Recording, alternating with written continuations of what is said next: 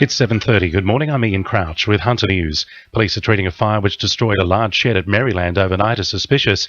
Firefighters were called to a large block of land on Whistler Parade at about 2 this morning to find the shed well alight. A number of cars and personal property inside the shed were destroyed. No one was injured in the fire. A volunteer firefighter who lit several blazes around southern Lake Macquarie and the Central Coast has been jailed. Alex Noble will serve up to 2 years behind bars for lighting 15 fires in 2012 and 13. Including the devastating blaze which tore through Catherine Hill Bay last October and destroyed the historic Wallara house. The 22-year-old claimed he lit the fires so he could get more experience in putting them out. The Rural Fire Service says they work closely with police to catch out rogue firefighters. Federal member for Melbourne Adam Bant will be in Newcastle this afternoon to outline the successful revitalisation of the Melbourne CBD. He believes they achieved the right balance between small venues and wine bars and the needs of inner-city residents. Greens councillor Michael Osborne says these small venues should be treated differently under liquor licensing rules. We need to be looking at wine bars and small venues differently to the big beer barns. And while they might need some stringent regulation, the small venues and bars really do need to be encouraged because they are part of the revitalisation of Newcastle. A man has survived a 5-metre fall downstairs at Newcastle East. It's believed he was walking near Shortland Esplanade when he tripped and fell just before 3:30 this morning. Police say he's lucky to have escaped with just a broken leg. WorkCover has launched a glass and glazing industry project to help Hunter businesses combat safety issues in the workplace. It follows a spike in incidents in recent years, with the glass industry identified as one of 10 priority industries requiring continued action to reduce the risk of fatalities and serious injuries.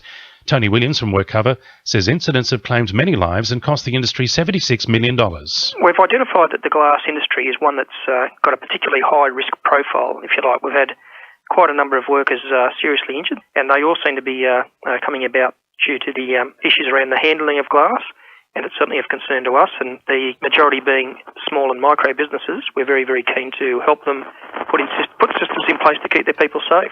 New planning controls for the Newcastle CBD have been given the go-ahead. The state government's granted approval for the rules which allow taller buildings in the Hunter Street Mall. However, following public feedback, no building in the city centre can be higher than the Christchurch Cathedral to preserve the city's historic skyline.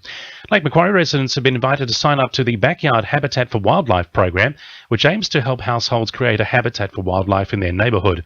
More than 400 residents joined the program at the recent Living Smart Festival, where more than 4,000 plants were handed out during the event's native plant giveaway. Council's Acting Manager of Sustainability, Hugh Cross, says the program is free to join and easy to do. Basically, you get a kit, there's a plaque, there's information on what other plants you can do about building a bird bath, other things to attract frogs and lizards and so on, butterflies. So it's all about creating a wildlife-friendly habitat in your own backyard or on your courtyard, balcony. Now with sport, Madeline Seville. The Newcastle Jets may be going into the A-League season as the underdogs, but Jets defender David Carney believes the top 6 position is also a realistic goal. He says anyone can beat anyone in this league, and it's all about preparation. Our aim's got to get into the playoffs, and I think Newcastle won it 4, 5, 6 years ago or whatever, so I don't think they were favourites to win, so it can be done. Newcastle go head-to-head in round 1 against the Mariners this weekend. Newcastle W League defender Ashley Sparner has been told she will need to undergo a second knee reconstruction. The 21-year-old ruptured her ACL in Newcastle's 4-0 loss against Adelaide on Sunday. She says she's determined to come back a better player. And Newcastle District Cricket have avoided a third first-grade ground being out of action. Plans to renovate Passmore Oval have been postponed until the Christmas break. That's sport. I'm Madeline Seville. To NURFM News Time 26 to 8.